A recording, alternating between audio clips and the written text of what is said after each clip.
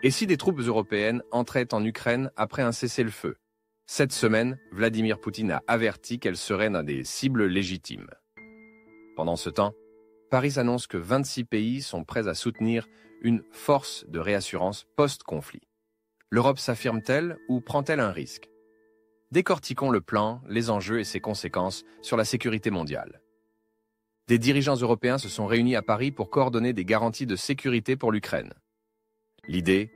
Créer un filet multinational pour dissuader une nouvelle agression russe après les combats. Ce n'est pas une mission de l'OTAN, mais une coalition de volontaires, chaque pays contribuant sous son propre drapeau. Les rôles vont de la formation à d'éventuels déploiements de troupes en Ukraine, loin de la ligne de front. Moscou a lancé un avertissement clair. Toute présence étrangère en Ukraine serait visée. Cet avertissement intervient alors que la Russie mène la plus grande attaque aérienne depuis le début de la guerre, soulignant l'urgence pour Kiev de renforcer sa défense anti-aérienne. Pour l'Ukraine, il ne s'agit pas seulement d'armes, mais de garanties crédibles. Cela nécessite une présence sur le terrain, un financement prévisible et des conséquences claires en cas de reprise des hostilités. L'Europe cherche à passer d'une aide ponctuelle à un engagement structuré, avec des contributeurs identifiés et une planification partagée. Cela pourrait inclure des troupes sur place, mais uniquement après un cessez-le-feu. La crédibilité exige aussi une protection solide. Sans défense aérienne efficace et sans règles d'engagement claires, le soutien pourrait se retourner contre la dissuasion. Si le soutien américain reste flou, Moscou pourrait douter de la capacité de l'Europe à tenir sur le long terme. Les enjeux sont multiples. Pour Kiev, il s'agit de gagner du temps pour reconstruire et durcir ses défenses, tout en envoyant un signal positif aux investisseurs et aux réfugiés. Pour l'Europe, c'est un test d'autonomie stratégique. Peut-elle organiser et soutenir une mission exigeante, sans dépendre uniquement de l'OTAN? Pour la Russie, il s'agit d'empêcher tout ancrage occidental sur le terrain.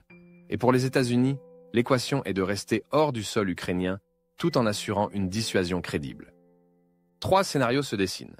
Dans le premier, la planification s'intensifie, mais aucun déploiement n'a lieu. Les pays se concentrent sur la protection des forces et la défense aérienne.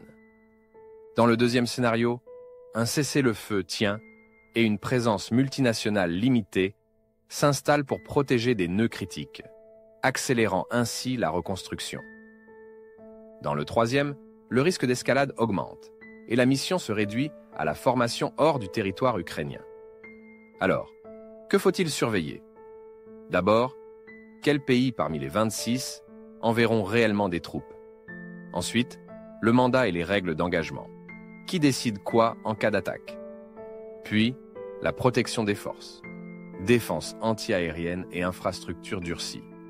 Enfin, le soutien américain, couverture aérienne et corridors logistiques.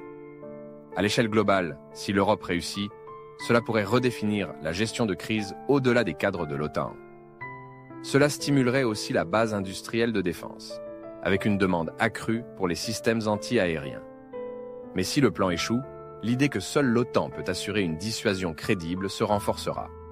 Alors, qu'en pensez-vous? Dissuasion intelligente ou symbole risqué? L'Europe doit-elle se déployer en Ukraine après un accord ou rester en soutien depuis l'extérieur?